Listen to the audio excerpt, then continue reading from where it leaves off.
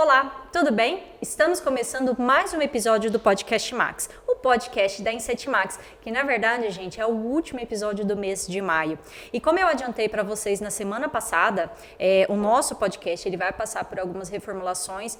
Por quê, gente? Essa frase já é conhecida e eu recebi até pedidos para repetir essa frase, que é: em time que se ganha, se mexe sim, gente, porque a gente está aqui sempre para melhorar ainda mais o nosso programa, que tem ajudado a tantas pessoas e a tantos controladores de praga. E sem mais delongas, gente, para essa primeira retrospectiva, eu quero abordar um assunto muito importante, que é o efeito de transferência. Gente, de tão importante, vocês viram que eu já ia começar a falar, né, do tema primeiro. E o que é o efeito de transferência, gente? Muitas pessoas, muitos clientes esperam, né, tem aquela cultura de que as pragas elas têm que morrer ali na hora, mas elas não sabem da importância que que o produto utilizado chegue até o ninho dessas pragas, para que haja realmente o controle efetivo, né? E esse nada mais é que o efeito de transferência. Vamos assistir um pouquinho sobre o episódio que conta um pouco mais sobre esse fenômeno e sobre os produtos, sobre os princípios ativos que ajudam para que esse controle seja efetivo. Bora lá!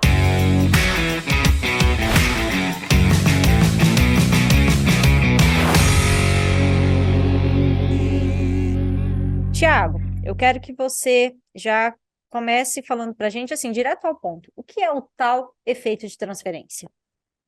Isso aí é bem interessante, Letícia, porque o que acontece? A gente praticamente divide os inseticidas em modo de ação, que é como que ele vai praticamente agir dentro da praga, né? Se é um sistema hormonal, se é um sistema que age no sistema nervoso central da praga, e tem as características do princípio ativo. As características do princípio ativo muitas vezes são mais visíveis, que é, por exemplo, ação residual, ação knockdown, ação killing, ação desalojante, efeito de transferência, ação sistêmica. Então, quando a gente fala da característica de transferência, significa que o bom princípio ativo que tem essa característica, ele não tem ação desalojante, não tem ação de repelência, né? Não tem uma ação knockdown para a praga tombar rápido, tem um killing lento, tem um bom efeito residual para que a praga passe pelo produto, se contamine com ele, não perceba, não morra na hora e dê tempo dela voltar para o seu ninho, né, para o seu ponto de agregação, enfim, e acabe contaminando outros indivíduos que ali dentro estão, tá?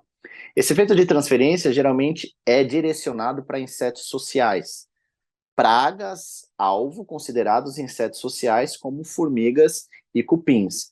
Mas também a gente pode considerar isso para, por exemplo, baratas. Apesar de não serem insetos sociais, são insetos que vivem agregados, né, em pontos de agregação, onde uma pode acabar contaminando a outra por esse efeito de transferência. Que também é chamado, Letícia, de efeito cascata, efeito dominó, onde um indivíduo do lado de fora, ou alguns indivíduos fora, conseguem se contaminar com o produto, com o princípio ativo e levar essa contaminação para outros pontos. Eu faço uma associação muito esdrúxula, mas eu acho que serve para a gente exemplificar essa situação aqui, ilustrar bem. Virose. Uma virose, por exemplo, o Covid, né, não mata na hora. O indivíduo se contamina, não percebe que foi contaminado, volta para um local onde tem várias pessoas e consegue contaminar todo mundo. Isso é um efeito de transferência. É assim que acontece com esses princípios ativos que têm essa característica transferência. Uhum. Tiago, mas você deu um bom exemplo, que realmente é o que acontece, né? Assim, às vezes as pessoas não entendem, mas às vezes o exemplo do dia a dia, né, voltado para os seres humanos, né, realmente são mais fáceis de associar, né? E, Tiago, além do efeito de contato, o efeito de transferência pode ocorrer pela ingestão do produto? Perfeito, bem colocado, Letícia. Existem duas maneiras da praga se contaminar com os produtos, com os inseticidas, os praguicidas. ou por contato ou por ingestão. Tem princípios ativos que só agem por contato justamente pelo meio como ele consegue atingir a praga-alvo. No caso dos inseticidas com ação de transferência, se eles forem posicionados onde a praga consiga ingeri-los, né, seja numa isca, ou, por exemplo, um produto com ação sistêmica numa planta, aí vai uma praga lá que tenha, seja um inseto mastigador de folha ou sugador de seiva, esse produto também pode agir por ingestão e não apenas por contato. Isso é muito comum nos géis, né, tanto baraticida quanto formicida, e também a gente tem o Bioinset 150 ciclos, por exemplo, que é um produto que é um líquido com ação atrativa e que tem essa ação de transferência. Além, por exemplo, não tem exatamente grande efeito de transferência, que aí é uma coisa que a gente tem que desassociar até, mas a gente tem um produto chamado Agicron, que é um mosquicida, que tem uma ação muito rápida para mosca, que funciona por contato e por ingestão. Pelo fato de ter uma ação knockdown, esse produto já não pode ser considerado de transferência para moscas. Agora, quando a gente fala do BIM 750 ciclos e dos géis, pode ter essa ação de transferência. Os ciclos por contato e ingestão, os géis apenas por ingestão. Perfeito, Thiago. E você citou aí, né, os princípios ativos, né, e as substâncias. Quais são elas, né, e quais são as substâncias que possuem esse efeito de transferência por contato e por ingestão, e as que somente por contato? Vamos falar, por exemplo, dos géis. Os géis, quando eles são posicionados em determinados pontos, significa que naquele ponto ele serve como um atrativo para a praga ir até lá e consumi-lo. O princípio ativo presente nesse gel não pode ter uma ação muito rápida, porque senão a barata e a formiga comem e logo morrem e não vai dar esse efeito de transferência, tá? Geralmente, esses ativos com ação de transferência, o mais conhecido no mercado é um fenilpirazol, o chamado fipronil, e tem os neonicotinoides, né, que são produtos derivados da nicotina. Tiametoxam, acetamiprido e principalmente o imidacloprid, que se a gente for comparar com esses três que eu citei, é o que apresenta melhor efeito de transferência. Tanto que nós temos produtos na nossa linha, como o Bio7800, que tem associação desses dois princípios ativos, do fipronil com o imidacloprid, onde um vai potencializar a ação do outro, são produtos com ação de transferência, um não atrapalha a ação do outro, não tem antagonismo, e sim um sinergismo, e dessa forma você consegue ter esse efeito de transferência. É diferente, por exemplo, Letícia, de um piretroide, de uma lambda celotrina, de uma alfa-cipermetrina, que tem uma ação repelente e tem uma ação knockdown. É até mesmo diferente de uma bifentrina, que não tem ação repelente, não tem uma ação knockdown, mas o killing dela não é tão lento. Então, aí pode até não matar na hora, mas também não vai dar um efeito de transferência. Fipronil e os neonicotinoides não. Tem uma ação mais lenta e dão esse efeito de transferência bem bacana. Interessante isso, né, Thiago? E isso é obtido, né? Esses resultados foram obtidos aí com muito estudo, né? E muitos testes, né? Sim, e é até importante, a gente sempre fala, né, nos treinamentos. Não é achismo. A gente não está achando que a diluição tem que ser de tanto para tanto, ou que o produto tem determinado efeito, e a gente defende de uma forma técnica e comercial aquele produto. Mas existe uma ciência por trás disso. Testes foram feitos, pesquisas foram feitas. Por que a gente escolheu determinado princípio ativo ou associações de ativos para aquilo? Tem um porquê disso. Não é, eu acho que eu vou misturar isso com aquilo, vai dar certo. Não. Justamente para não ter. A gente quer ter uma sinergia, não um antagonismo. Então, isso é muito importante de destacar. Sem contar, né, Tiago, a dosagem. Você acabou de exemplificar que determinada dosagem faz tal coisa e uma dosagem maior faz outra, né? E combate um tipo de praga, combate outro tipo de praga, e às vezes a pessoa vai por conta, né? Igual receita, né? Você passa a receita certinha para outra Exato. pessoa. Ah, não, é muito ovo, vou diminuir um ovo. Gente, e eu sei que é um exemplo pífio aí do dia a dia, mas mais uma vez a gente exemplificando questões humanas, né? Para o melhor entendimento. E isso acontece muito na hora de uma aplicação, né, Tiago? E eu acredito que deva ser um dos muitos erros na hora de combater as pragas, né? Sim, e isso até foi abordado em outros podcasts, né? Essa questão da diluição, da dosagem, porque a, a gente vai fazendo uma série de testes, e assim, quando fala nós, não só a indústria química, porque senão todo produto que a gente produzir, que a gente fabricar, a gente vai aprovar e falar que está ok para uso. Passa por laboratórios terceirizados e linkados com o Ministério da Saúde, porque são eles que vão fazer os testes independente do fabricante. Eles são ali neutros nesse sentido. Eu vou fazer o teste de acordo com o que o fabricante está pedindo para eu fazer. Se der certo, ok. Se não der certo, meu amigo, não deu certo, vai ter que repetir o teste com outras dosagens ou mudar a formulação. Então tem toda essa questão por trás. Quando a gente baixa muito uma dosagem, não funciona, vai dar essa subdosagem e você não vai ter um controle efetivo. Quando a gente coloca uma dosagem muito alta, as chances de você acabar selecionando populações com resistência e tolerância química também são altas. Então, vai trabalhar justamente naquela faixa. E aí, voltando para a questão do efeito de transferência. Se colocar uma dosagem muito alta, evidentemente que esse efeito de transferência não vai acontecer.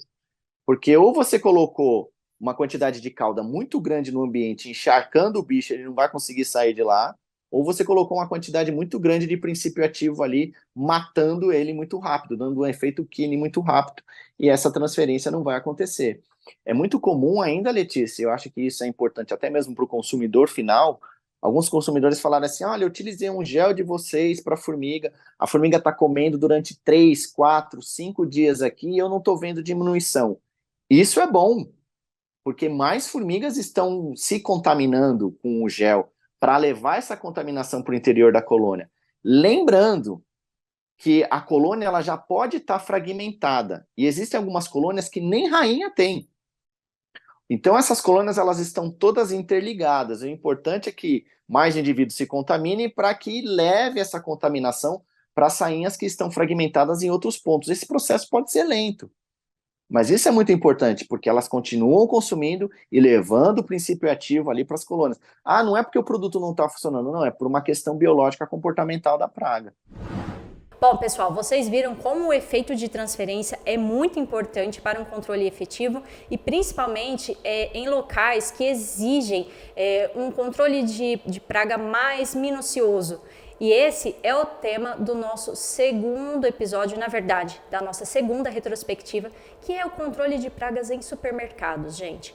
Todos os controladores de pragas sabem como é difícil fazer o controle nesse ambiente e o efeito de transferência ele é muito importante, principalmente por se tratar de um ambiente com muita oferta de alimentos, né, gente? E assim, eu queria que vocês assistissem, a gente aborda aí os principais tópicos, as principais dificuldades, né, principalmente aí por falta de colaboração dos clientes. Você, controlador de pragas, sabe bem como é o cotidiano.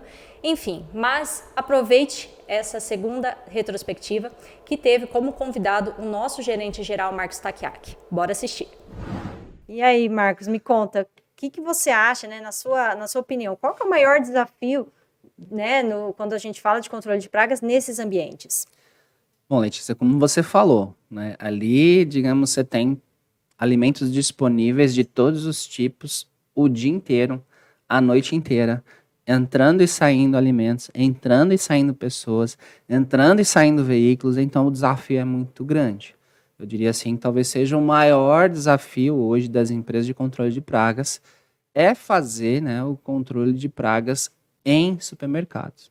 Mas antes da gente falar sobre aspectos técnicos, né, eu queria te falar algumas coisas sobre assuntos comerciais, né, e logísticos.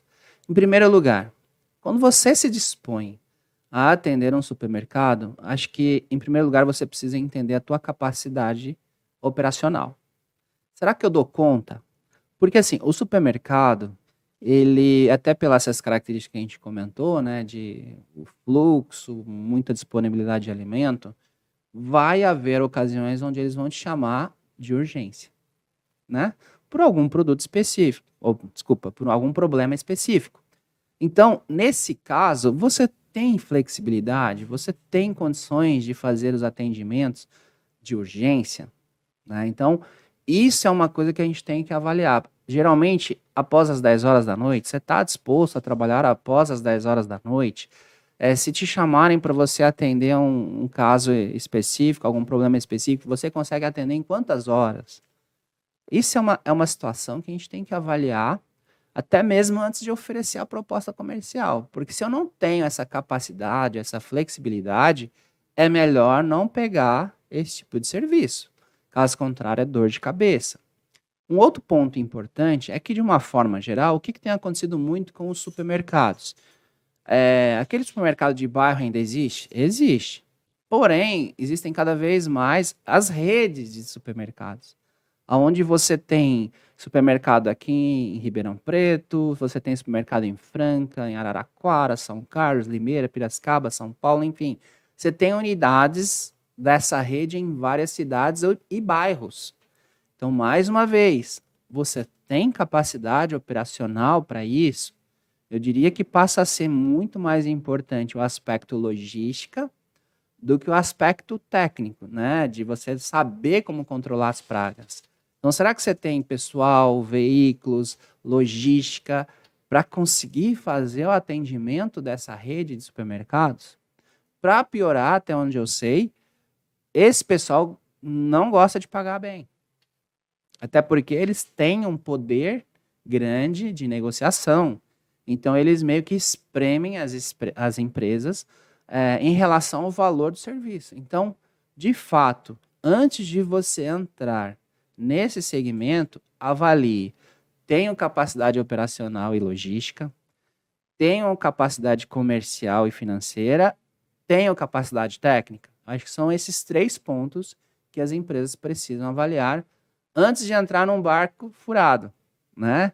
Porque às vezes o cara chega, entra e depois não dá conta de fazer o serviço e muitas vezes tem até multa, né, em alguns contratos, se você resolver sair, enfim, não importa. Então, tomar muito cuidado com isso. Então, o que é preciso quando você faz o trabalho em supermercados é você estar muito calçado na parte de documentação. Então, monitoramentos, fazer gráficos de controle de infestação, entender se aquilo ali está aumentando ou está diminuindo, entender se aquele nível é crítico ou não. Então, isso é importante. Agora, sem dúvida nenhuma, independente das quantidades, se você enxergar uma mosca ou uma barata no alimento, aquilo já é suficiente para denegrir a imagem do estabelecimento. Com certeza. Então, a responsabilidade é muito grande, tá? Então, é importantíssimo todas essas medidas e todas elas devem ser formalizadas e registradas. Então, é muito importante todo tipo de relatório fotográfico do ambiente, relatórios escritos, tabelas, gráficos, tudo isso é muito importante para demonstrar que as coisas estão sendo feitas da forma correta. E aproveitando esse ensejo, eu queria que você falasse um pouquinho para a gente sobre o melhor tratamento em determinados locais do supermercado, que a gente sabe que é um ambiente com alimento, então não é qualquer produto, né? Então não sei o que fica melhor para você, de repente, separar aí por setor, hortifruti, a parte do açougue, da padaria, como é feita essa aplicação de produtos, né? E que tipo, né? A solução, né? A apresentação, né, do produto. Bom, em primeiro lugar é deixar bem claro que todas as medidas preventivas aqui, elas têm um peso muito grande, tá, Letícia? Todas elas são talvez até muito mais importantes que o tratamento corretivo, né? Porque você imagina, a maioria dos produtos que você utiliza, ou talvez todos os produtos, você não pode fazer a aplicação sobre alimentos. Então, imagina que você tem um hortifruti. Aí eu vou fazer uma pulverização. Você não pode pulverizar sobre a cenoura, sobre a batata, sobre a cebola. Você não pode, né? Então, você tem que cobrir, você tem que tirar todo aquele material, guardar. E tem muita coisa que é guardada em geladeira, inclusive, né? Mas você tem que tomar muito cuidado com a técnica que você vai utilizar para não ter uma contaminação tanto ambiental quanto dos alimentos, né? E eu, particularmente, eu vejo da seguinte forma: eu não acho bacana utilizar produtos que tenham efeito desalojante em supermercados, tá? Não acho. Por quê? Porque você pode ter a seguinte situação. Quando você consegue fazer uma pulverização, eventualmente, eu já vi gente, o pessoal faz nebulização,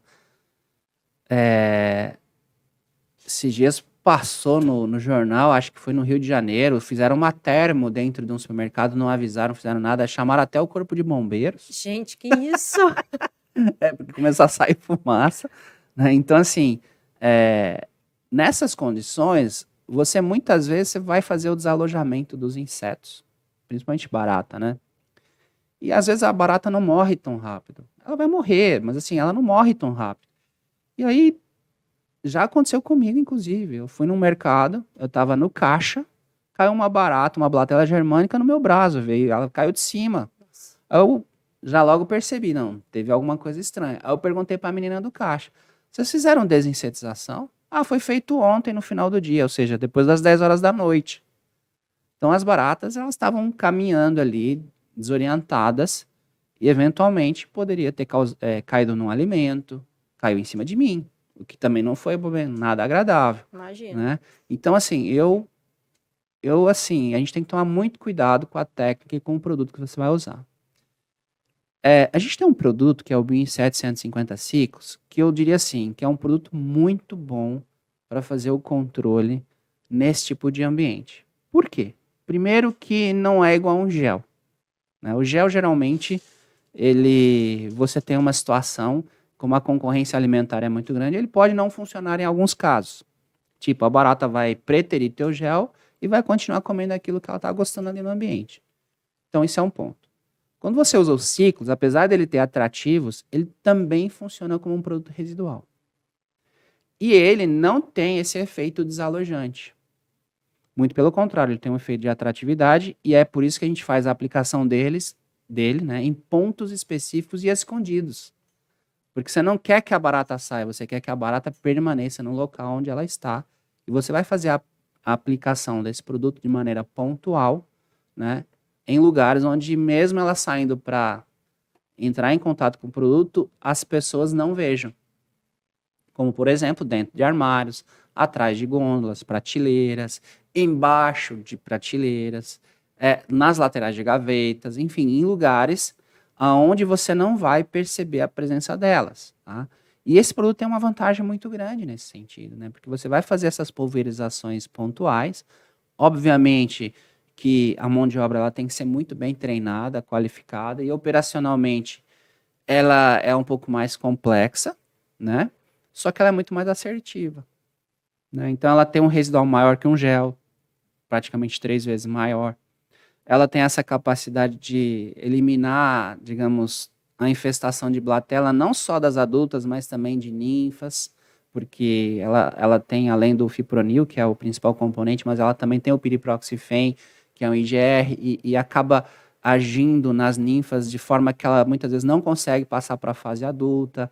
Então, assim, é um produto que eu acho bem interessante e eu já tenho conhecimento de várias empresas que estão usando em supermercados o BioInset 150 ciclos. Bom, gente, é isso. Eu espero que vocês tenham gostado dessa segunda minissérie, dessa segunda retrospectiva. E lembrando que estamos aqui com coisas novas vindo aí no mês de junho. E claro, deixe sua dúvida, sua pergunta, seu elogio ou até a sua sugestão de melhoria, porque a gente vai responder, a gente vai acatar, a gente vai ler todas elas. Tá bom, gente? Muito obrigada pela sua audiência, pela sua companhia e até o próximo Podcast Max. Tchau!